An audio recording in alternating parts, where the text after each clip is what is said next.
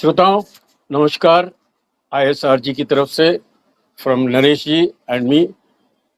हम दोनों पहले करीब 60 साल पहले एक बेंच में बैठ के हम लोग साथ में पढ़ा करते थे और 60 साल के बाद आज फिर हम लोग वापस आए हैं टू डिस्कस कि भाई इस कंट्री के अंदर नई चीजें क्या हो रही हैं आके। तो I hope you people like the programme, subscribe the programme, और अगर कुछ सवाल आपके आए तो हम लोग उनको आंसर करेंगे प्रॉपरली।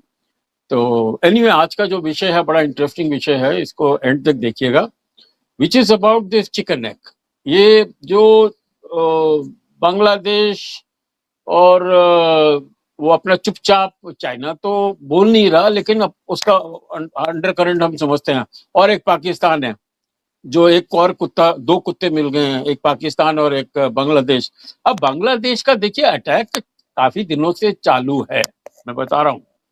वो अभी बोलना उसने शुरू किया, लेकिन इन लोगों ने, इनका एक एजेंडा था कि अपने बांग्लादेशी जाके वो बॉर्डर एरिया में सारे इंडिया के बॉर्डर एरिया में वहां सेटल करवा दें। तो इन्होंने भेजे वहां पर लाखों। और सबसे बड़ी डेंजर बात है कि उस चिकन नेप के जो अपना 20 किलोमीटर और जो 7-8 किलोमीटर चौड़ा है, तो वहां पर बड़े भरे पड़े हुए हैं बॉर्डर एरिया में।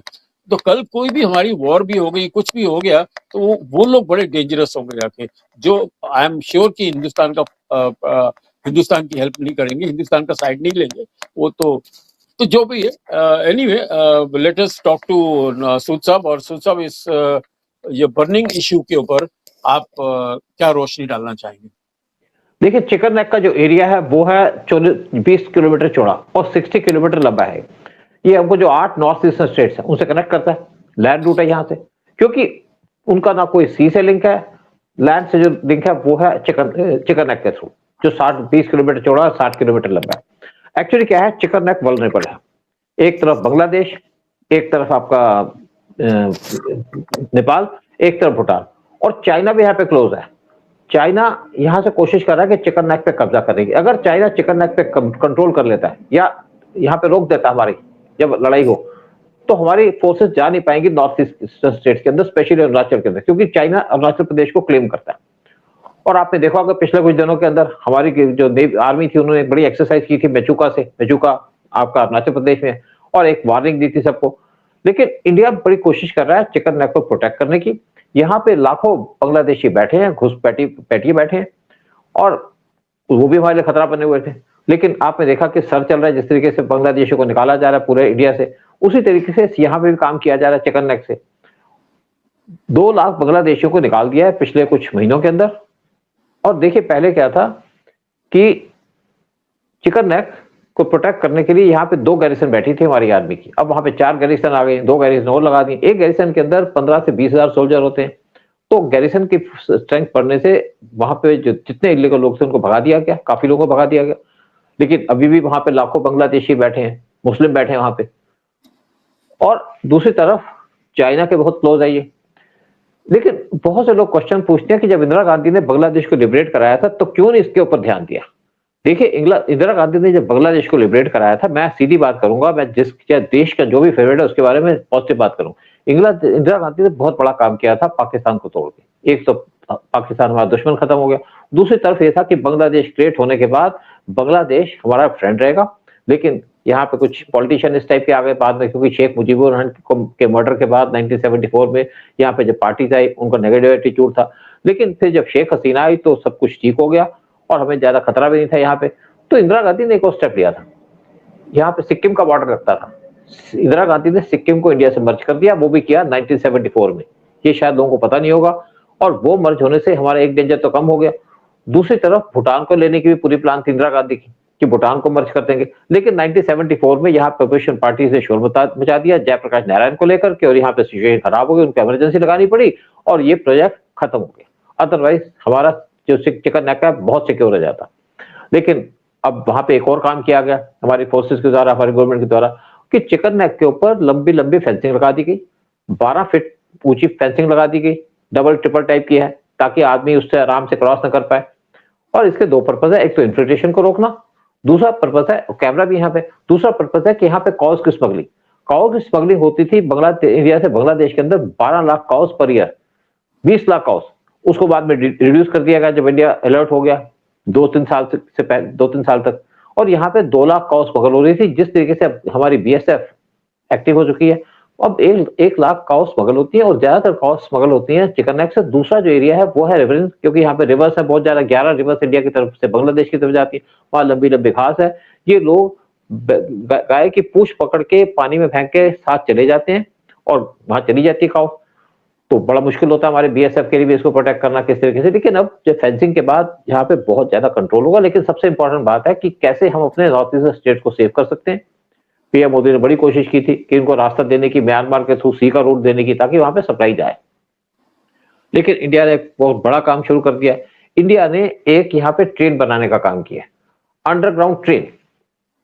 और जो अंडरग्राउंड ट्रेन है वो यहाँ बनाई जाएगी। उसके बाद क्या है कि ट्रेन नीचे से जाएगी, जमीन के नीचे। और अगर हमारा वार होता चाइना के साथ, उसकी तो हमेशा यहाँ पे लगा ही रहता है, तो ये ट्रेन से सारा सामान जाता रहेगा बांग्लादेश के अंदर, आपकी नॉर्थ ईस्टर्न स्टेट्स के अंदर। तो इसके ऊपर जो हमारे मिनिस्टर ने उसने स्टेटमेंट दी कि ये ट्रेन बनेगी 40 किलोमीटर चिकन नेक के एरिया के अंदर, और ये बनेगी जमीन के नीचे। और ये अंडरग्राउंड रेलवे लाइन होगी, ये जाएगी फ्रॉम तिनबिले हाट टू रंगपानी वेस्ट बंगाल के अंदर। और ये होगी जमीन के 20 से 40 मीटर, 20 से 24 मीटर नीचे, मतलब जमीन के नीचे भी होगी। दूसरे से फर्क क्या पड़ेगा, ये भी लोग कहते हैं कि 3 मिले हाथ पे क्यों बनाई जा रही है, जो लोकेटेड है रंगा पानी के अंदर, और ये पड़ता है दार्जिलिंग में, और ये बांग्लादेश के बॉर्डर के क्लोज है। बांग्लादेश का जो पंचगढ़ डिस्ट्रिक्ट है वो सिर्फ 68 किलोमीटर दूर है यहाँ से। तो दूसरी बात क्या है कि ये यहाँ पे जो इससे क्या है कि जब ट्रेन बनने के बाद जो भी सप्लाई लाइन जानी होगी नॉर्थ ईस्ट स्टेट में, अगर ऊपर से ब्लॉक हो जाती है तो नीचे से जाएगी, अगर चाइना यहाँ पे अटैक कर देता है। तो साथ में क्या है, यहाँ पे जो है जैसे 4 कंट्री, जैसे यहाँ पे 3 कंट्री पड़ती है पास। एक तरफ बांग्लादेश है, वो इसके साउथ में पड़ता है, दूसरा नेपाल है जो इसके वेस्ट पे है, और तीसरा है भूटान। सिक्किम तो इंडिया मर्ज करा दिए थे इंडिया के अंदर। तो साथ में चाइना के जो चुंबी वैली है वो यहाँ से बहुत क्लोज है, और चाइना की बड़ी फोर्सेस बैठी है वहां पे चुंबी वैली के अंदर।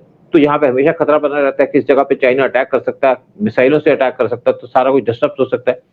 लेकिन ये जो ट्रेन है, इसके बनने से फायदा क्या होगा कि अगर कोई वार भी होता है चाइना के साथ, तो अंडरग्राउंड जो हमारी ट्रेन है वहां से सामान जाता रहेगा। और कहते हैं एक ट्रेन जितना सामान ले जा सकती है जितने 300 ट्रक सामान ले जा सकते हैं, तो सारी सप्लाई लाइन जाती रहेंगी। 1962 वार के अंदर हमारे पास कोई सोर्स नहीं था यहाँ पे सामान भेजने का, ना एयर से ना रोड से।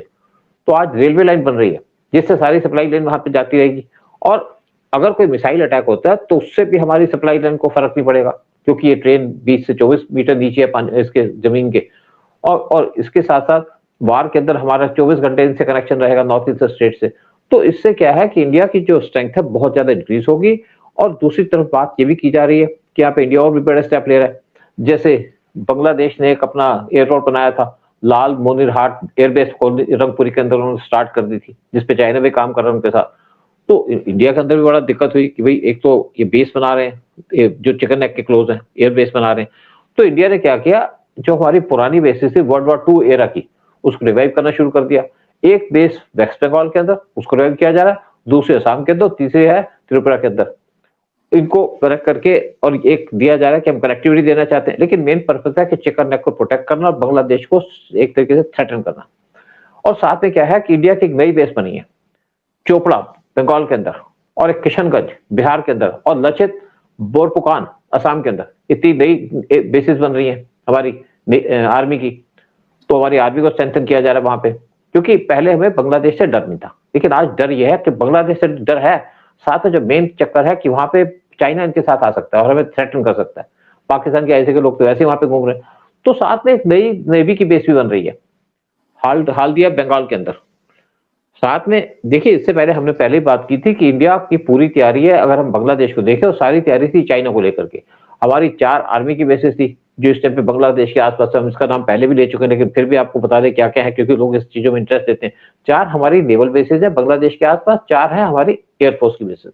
एयरफोर्स की जो सबसे बड़ी बेस है वो है हाशिमारा वेस्ट बंगाल के अंदर, जो बांग्लादेश के बॉर्डर से सिर्फ 20 किलोमीटर दूर। और एक दूसरी बहुत बड़ी बेस है बेस है, वो है बागडोगरा वेस्ट बंगाल के अंदर, जो 30 किलोमीटर दूर है। तीसरे पनगरा वेस्ट बंगाल के अंदर 50 किलोमीटर दूर है, और कलाईकुंडा वेस्ट बंगाल के अंदर 60 किलोमीटर दूर है। यानी कि हमने पहले 6 बेसिस 4 बेसिस रखी है, 3 हमने और यहाँ पे एयर स्ट्रिप खोल दी है वेस्ट बंगाल के पास अपने सिलीगुड़ी कॉरिडोर को प्रोटेक्ट करने के लिए। साथ में हमारी 4 आर्मी की बेसिस हैं, बीनागुड़ी वेस्ट बंगाल के अंदर 10 किलोमीटर दूर है जो बांग्लादेश के बॉर्डर से, और फिर एक मीसामारी असम के अंदर 20 किलोमीटर दूर है बांग्लादेश के बॉर्डर से, और रंगिया असम के अंदर 30 किलोमीटर दूर, और बीनागुड़ी वेस्ट बंगाल के अंदर 30 किलोमीटर दूर। ये 4 बेसिस तो है हमारी। साथ में पहले क्या था, बीएसएफ बॉर्डर पे तैनात थी, उसको स्ट्रेंथन किया गया, 25,000 बीएसएफ के सोल्जर को और ज्यादा रिक्रूट किया जा रहा है। लेकिन आज जो यहाँ पे सिचुएशन चल रही है वेस्ट बंगाल के अंदर और साथ में बांग्लादेश के अंदर, उसकी वजह से हमारी आर्मी जो है इस टाइम पे टोटली बॉर्डर के पास आ चुकी है, जिससे बांग्लादेश घबराया हुआ। फिर एक अच्छी प्रॉब्लम भी आ रही थी, यहाँ से बहुत सी इन्फिल्ट्रेशन होती है। इन्फिल्ट्रेशन इसलिए कि वेस्ट बंगाल के अंदर जो हमारी ममता बनर्जी की गवर्नमेंट है वो बीएसएफ को लैंड नहीं दे रही, तो इसलिए 600 किलोमीटर का जो एरिया है वहां पे फेंसिंग नहीं हो पा रही। लेकिन पीछे कलकत्ता हाईकोर्ट ने केस क्लियर किया, उसने कहा है ममता बनर्जी को कि 3 महीने के अंदर आप लैंड को बीएसएफ को हैंड करो, नहीं तो हम इस पर एक्शन लेंगे, डायरेक्ट एक्शन लेंगे, क्योंकि ये मामला है सिक्योरिटी का, ये मामला है नेशनल सिक्योरिटी का। साथ में क्या है, मैं और बता दूं कि इंडिया की 3 नेवल बेसिस हैं। नेताजी सुभाष जो वेस्ट बंगाल के अंदर है, 200 किलोमीटर दूर है बांग्लादेश के बॉर्डर से, बांग्लादेश से के चिटागोंग पोर्ट से। आईएनएस प्रदीप उड़ीसा के अंदर 400 किलोमीटर दूर है चिटागोंग पोर्ट से। आईएनएस बास अंडमान निकोबार आइलैंड के अंदर 1200 किलोमीटर दूर है, और आईएनएस कटाहमन तमिलनाडु के अंदर ये है 1700 किलोमीटर दूर। साथ में इंडिया एक और नेवल बेस बना रहा है, वो है ग्रेटर निकोबार के अंदर, जो बांग्लादेश के क्लोज है, और वहां पे हमने 72,000 करोड़ रुपए खर्चे हैं, 72,000 करोड़ रुपीज। वहां पे हमारा एयरक्राफ्ट कैरियर भी खड़ा होगा। उससे क्या है कि हमारा एक तो चाइना को काउंटर कर पाएंगे मलक्का स्टेट में, साथ में बांग्लादेश की तरफ से कोई भी हरकत होगी तो इनको बर्बाद करते हैं। कि जब 1971 का वार हुआ था तो हमारा एयरक्राफ्ट कैरियर गया था बांग्लादेश के पास, और बांग्लादेश को बर्बाद कर दिया था उसने। साथ में एक और काम किया जा रहा है, रिसेंटली एक मिसाइल का टेस्ट किया गया, अग्नि प्राइम मिसाइल, वो रेलगाड़ी से लॉन्च की गई थी, और इसकी वजह से एक और बड़ा क्लियर मैसेज दे दिया बांग्लादेश को कि हमें अपनी मिसाइल को लैंड से लॉन्च करने की जरूरत नहीं है या एयरक्राफ्ट से नहीं, हम इस मिसाइल को रेलवे ट्रैक से लॉन्च कर सकते हैं, क्योंकि जो रेलवे ट्रैक है उसको भी चौड़ा किया जा रहा है जो बांग्लादेश के आसपास से निकलता है। तो इससे भी बांग्लादेश बहुत ज्यादा परेशान हो रखा है। साथ में इंडिया और ज्यादा काम कर रहा है कि अपने इस एरिया को और ज्यादा स्ट्रेंथन कर रहा है, और ज्यादा आर्मी को पोस्ट कर रहा है। और आज चिकन नेक को जिस तरीके से प्रोटेक्ट करने का काम किया है, यानी कि पहली बार ऐसा हुआ है कि चिकन नेक के प्रोटेक्शन के लिए या वहां से ताकि वहां पे डिस्ट्रप्शन ना हो, एक अंडरग्राउंड रेलवे बन रही है। इससे पहले एक और काम डिसाइड किया, एक हाँ नहीं आप कंप्लीट करिए फिर मैं बोलता हूँ। इससे पहले हेमंत बिश्वा ने एक स्टेटमेंट दी थी, उसने कहा जो ब्रह्मपुत्र रिवर है उसके नीचे भी एक रेलवे लाइन बन रही है, मतलब एक रेलवे लाइन बन रही है। ब्रह्मपुत्र रिवर सबसे चौड़ी रिवर है, अगर आप जाएंगे असम के अंदर तो उस रिवर को देख के हैरान हो जाएंगे, आपको दूसरा किनारा नहीं दिखेगा जब वहां पे बरसात का मौसम होता है। ये रिवर आती है चाइना से, और इस रिवर के नीचे एक बहुत बड़ी रेलवे लाइन बन रही है, ताकि हमारे जो नॉर्थ ईस्टर्न स्टेट्स है वहां पे कोई सामान जाने की प्रॉब्लम ना हो।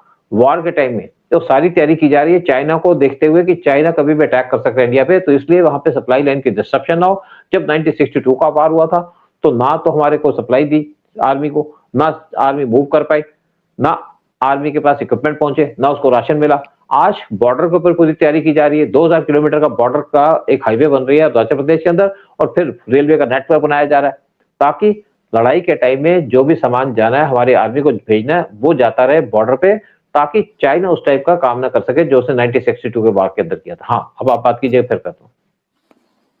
सर मोदी जी का दिमाग समझना बहुत मुश्किल है, हम टेलिंग उनके वो कंप्यूटर वाले दिमाग में क्या चलता है, वो हर समय दूरदर्शी आदमी है, वो आगे की बात करता है।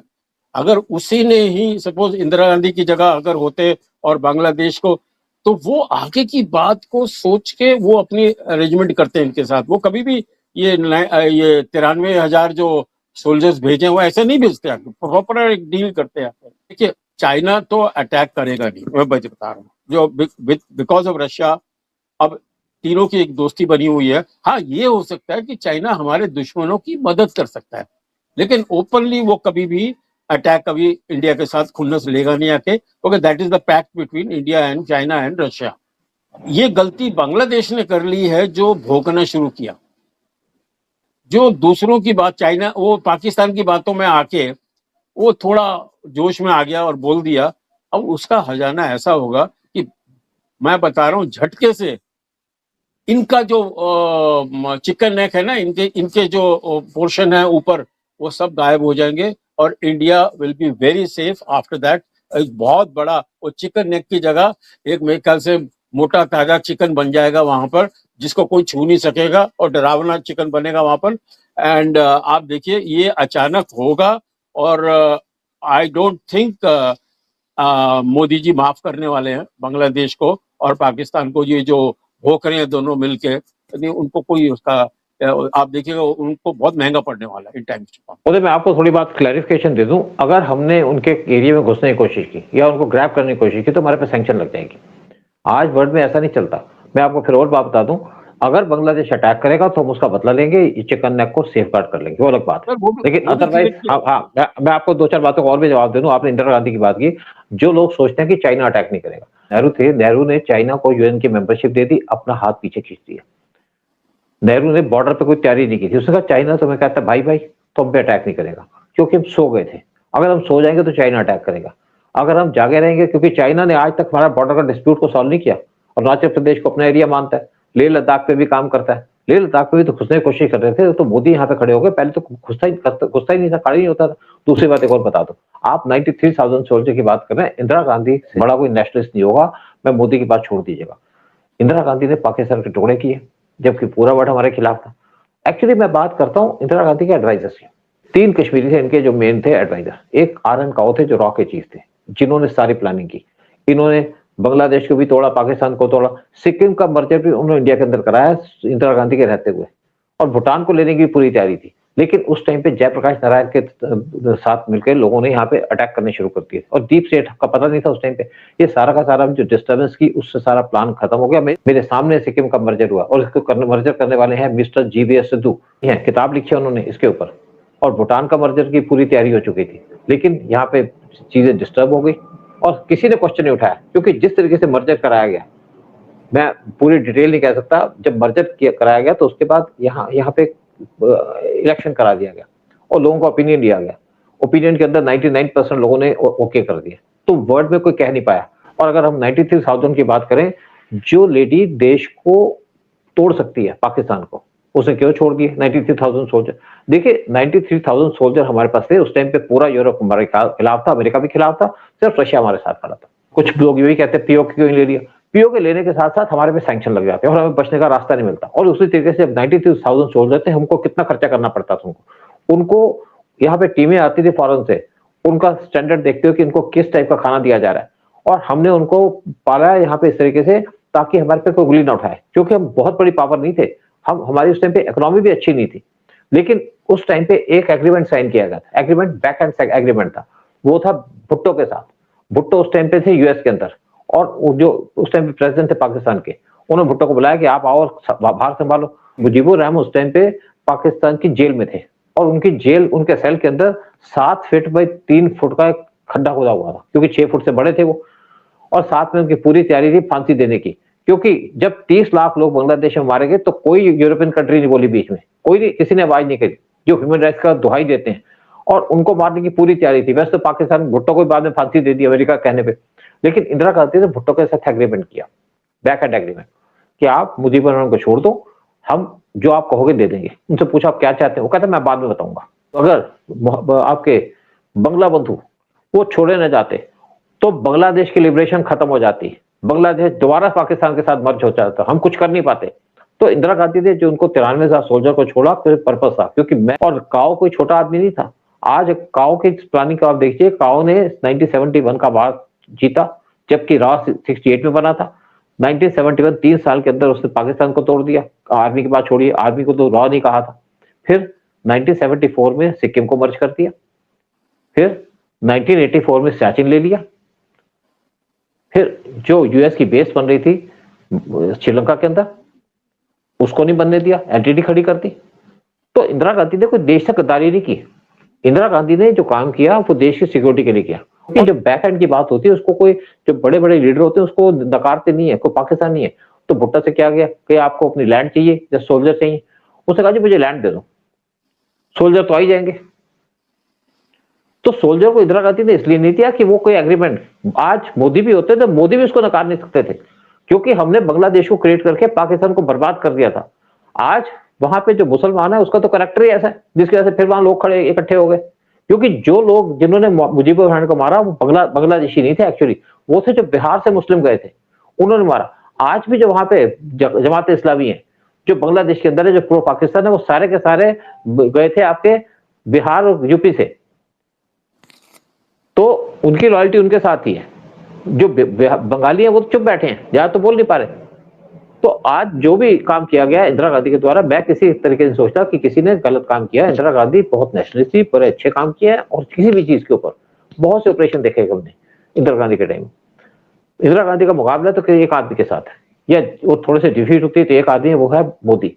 इंदिरा गांधी फास्ट थी, मोदी थोड़ा सोच समझ के काम करते हैं। आपने देखा जब भी यहाँ पे डेमोन्स्ट्रेशन हो रही थी, चाहे आपके रेड फोर्ट पे अटैक, तो मोदी ने किसी भी गोली नहीं चलाई, पुलिस को बंदूकें नहीं दी। इंदिरा गांधी यहाँ गलती कर गई, साधुओं पे गोलियां चला दी, फिर यहाँ पे जो डेमोन्स्ट्रेशन थी उस पर प्रेशर में आ गई, क्योंकि हमारी इकोनॉमी भी इस टाइम पे इतनी अच्छी नहीं थी। लेकिन मोदी ने किसी पे गोली नहीं चलाई, वेट करते रहे। इंदिरा गांधी थोड़ी इम्पेशेंट थी, मोदी थोड़े से पेशेंस वाले हैं, फर्क दोनों में ये है। यहीं पे प्रोग्राम खत्म करते हैं, फिर आपसे पूछते हैं कि आप क्या बात करेंगे इसके ऊपर, अपने अपने कमेंट्स दीजिएगा। और जय हिंद, जय भारत। जय हिंद, जय भारत। और फूल साहब, आज हमारा जो समर्थन है नॉर्थ ईस्ट स्टेट्स के लिए, उसी के लिए मैं आज ये उनकी जैकेट पहन के आया हूँ। हाँ, ये तो मैं भूल गया बताना। तो नॉर्थ ईस्ट वाला, we are always with you, and I am glad कि आज पूरा नॉर्थ ईस्ट हमारे भारत के जो नेशनल फ्लो के अंदर आज जुड़ गया है जाके, and they are doing a commendable job. Uday मैं आपको एक और बात बता दूं, एक्चुअली क्या है कि बहुत सालों से नॉर्थ ईस्ट को निगलेक्ट किया गया। निगलेक्ट का पर्पस ये था, जो हमारे पॉलिटिशियन थे वो पॉलिटिशियन कहते थे वहां पे एक सीट है, 2 सीट है, उस पर कोई काम नहीं किया गया, इसलिए नॉर्थ ईस्ट निगलेक्ट हो गया। लेकिन मोदी के आने के बाद वहां पे डेवलपमेंट काम किया गया, इवन रेलवे लाइन दी जा रही है। देखिए, इंदिरा गांधी को हर एक चीज के लिए ब्लेम करना ठीक नहीं होगा, क्योंकि इंदिरा गांधी का पीरियड कम था। जब जितने पीरियड रहे उससे बहुत काम किए। बॉम्ब ब्लास्ट किया 1974 के अंदर, सिक्किम का मर्जर किया, पाकिस्तान के टुकड़े किए, फिर यहाँ पे अपोजिशन के खिलाफ इकट्ठी हो गई थी, खड़ी हो गई थी, पावर से चले गए। को कोई ब्लेम नहीं कर रहा है, सर इंदिरा गांधी को कोई भी ब्लेम नहीं कर रहा, उन्होंने अपना किया है। लेकिन हमारे मोदी जी का जवाब, जैसे आपने बोला कि वो सोच समझ के करता है, और हर्ष में ज्यादा दूरदर्शी है। जो मैं तुम्हारी छोड़िए, मैं पब्लिक को बताना चाहता हूँ एक बार। एक्चुअली क्या था कि जब मैं इंदिरा गांधी से मिलने चले गए थे, हमारे कुछ कुलीग थे, हम उनसे रेगुलरली मिलने की बात थी, लेकिन मीटिंग हो नहीं पाई। उनके एडवाइजर थे आर.के. धवन, उनके थ्रू मीटिंग थी। लेकिन इंदिरा गांधी के 2 एडवाइजर ऐसे थे जो कुछ ऐसी प्लानिंग करते थे। और जब इंदिरा गांधी इलेक्शन हार गई, उस टाइम पे ये भी कहा गया रॉ के द्वारा कि आप इलेक्शन मत करवाइए। इंदिरा गांधी ने को जो था उसका जो कंट्रोल आ चुका था, वो आ चुका था संजय गांधी के हाथ में। और संजय गांधी ये नहीं, जो आपका सिख का मिलिटेंसी का काम हुआ, जो आपके गोल्डन टेम्पल पे अटैक हो, उससे पहले संजय गांधी पूरे कंट्रोल में थे। और संजय गांधी ये को एडवाइजर जो थे उनके, एक मक्खनलाल फोतेदार थे, एक थे अरुण नेहरू। वो चाहते थे हिंदू मरते रहे, और जब ज्यादा हिंदू मर गए तो अल्टीमेटली इंदिरा गांधी को अपनी आर्मी भेजनी पड़ी। तो इंदिरा गांधी कभी नहीं चाहती थी कि आर्मी भेजी जाए, ना इंदिरा गांधी चाहती थी मिलिटेंसी को प्रमोट किया जाए। लेकिन संजय गांधी की वजह से या उनके एडवाइजर की वजह से मिलिटेंसी प्रमोट होती रही, और अल्टीमेटली उनको अटैक करना पड़ा गोल्डन टेम्पल। और इवन लास्ट टाइम में जब इंदिरा गांधी को एडवाइस किया गया कि आप सिखों को निकाल दो अपनी सिक्योरिटी से, तो इंदिरा गांधी ने मना कर दिया। एक सिख ऑफिसर थे, वो कहते मैं जा रहा था उनके ऑफिस के सामने से, कहते जब देखा कि यहाँ पे सिख बैठे हैं तो कहते ये तो उसको छोड़ेंगे नहीं, लेकिन मैं किसको कहूँ, मजबूरी कुछ और होती है। इंदिरा गांधी नहीं चाहती थी गोल्डन टेम्पल पर अटैक किया जाए, वो उस टाइम पे सिचुएशन उनके कंट्रोल से बाहर हो गई थी। लेकिन चलो, हम बहुत सी बातें करते रहेंगे टॉपिक के ऊपर। जय हिंद, जय भारत। जय हिंद, जय भारत, वंदे मातरम।